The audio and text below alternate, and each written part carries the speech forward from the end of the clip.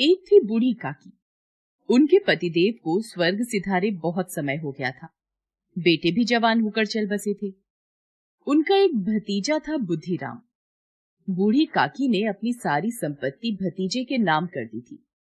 संपत्ति लिखते समय भतीजे ने वादा किया था कि वह बूढ़ी काकी की अच्छी तरह से देखभाल करेगा, किंतु वह अपनी जबान का पक्का नहीं रहा।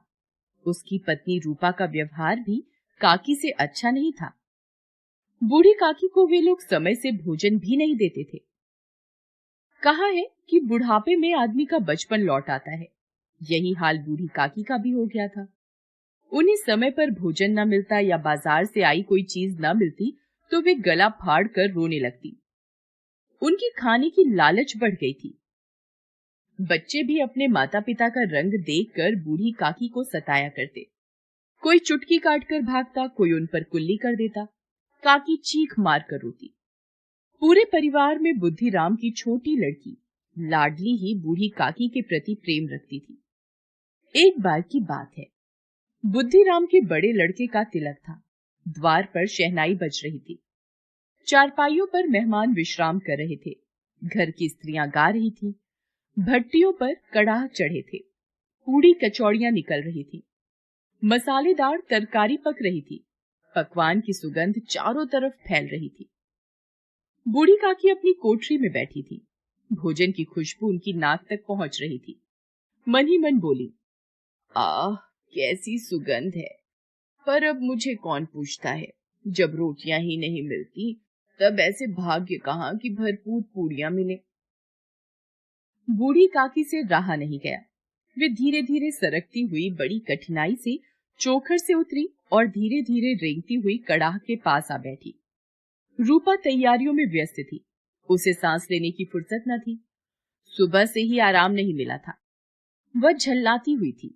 इस अवस्था में उसने बूढ़ी काकी को कड़ाह के पास देखा तो गुस्से में काकी को दोनों हाथों से झटक कर बोली, ऐसे पेट में आग लगे, पेट है या भार?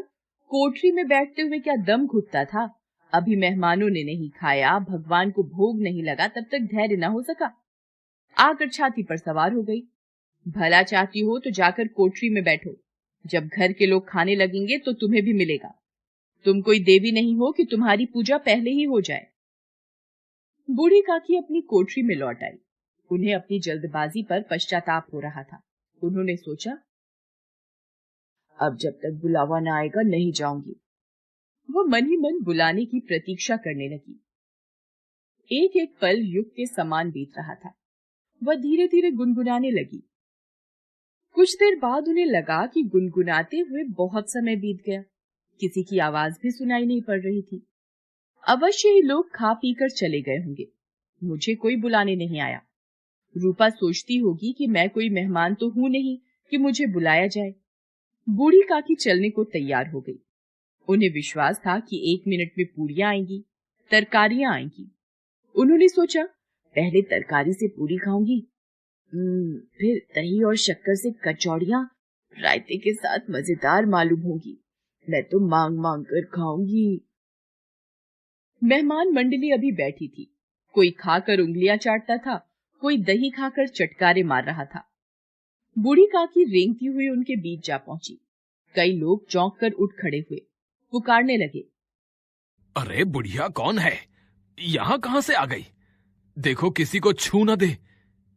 पंडित बुद्धिराम ने थाल को जमीन पर पटक दिया, लपक कर काकी को उठाया और अंधेरी कोठरी में लाकर पटक दिया। मेहमानों ने भोजन किया, घर वालों ने भोजन किया, परंतु बूढ़ी काकी को किसी ने नहीं पूछा। सबने काकी को दंड देने का फैसला लिया। रात 11 बज गए थे। रूपा आंगन में पड़ी रही थी, पर लाडली की आंखों में नींद नहीं थी। उसने अपने हिस्से की पूड़ियां पिटारी में रख दी थी। जब उसे विश्वास हो गया कि अम्मा सो रही है तो अपनी पिटारी उठाई और बूढ़ी काकी की कोठरी की ओर चल दी। सहसा कानों में आवाज आई, काकी उठो, मैं पूड़ियां लाई हूं। काकी लाडली की बोली पहचान कर झटपट उठ बैठी। लाडली को टटोला और उसे गोद में बैठा लिया। लाडली ने पूड़ियां पिटारी से निकालकर काकी को दी। काकी ने पूछा, क्या तुम्हारी अम्मा ने दी है? नहीं, यह मेरे हिस्से की है। काकी ने 5 मिनट में पिटारी की पूड़ियां खा ली। काकी, पेट भर क्या? नहीं बेटी, जाकर अम्मा से और मांग लाओ। अम्मा सोती है, जगाऊंगी तो मारेंगी।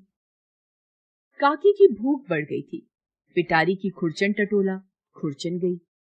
उनका हृदय महसूस रहा था कि पूड़ियां कैसे पाऊं।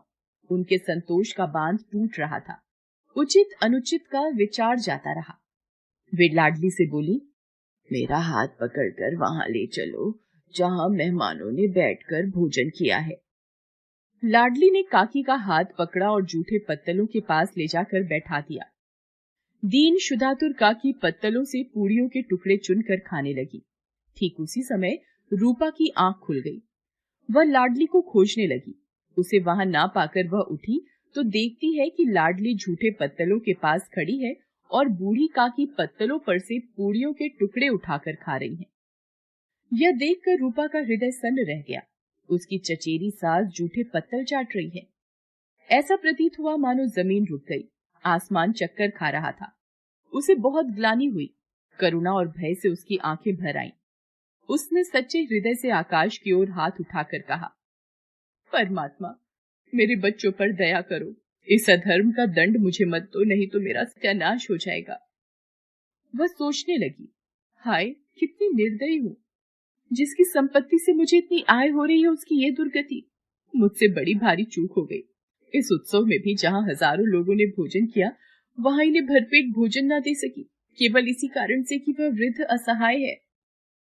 रूपा ने दिया जलाया, भंडार का द्वार खोला और थाली में संपूर्ण सामग्री सजाई।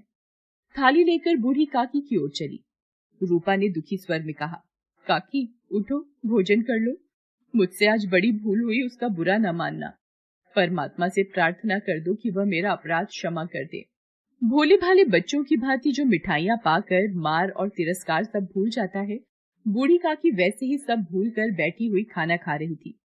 उनके एक एक रोए से सदिच्छाएं निकल रही थी और रूपा बैठी इस स्वर्गीय दृश्य का आनंद लेने में निमग्न थी।